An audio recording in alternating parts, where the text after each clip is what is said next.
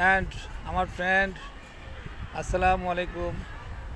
আজ আমার ছাদ বাগান থেকে দেখাবো পুঁই শাক চাষ করেছি। এই দেখুন পুঁই শাক, বেশ চমৎকার।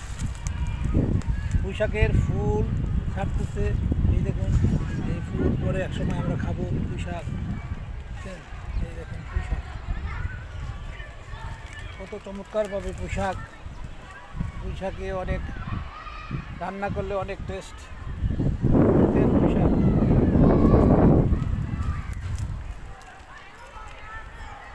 অনেক সুন্দর পুঁই শাক।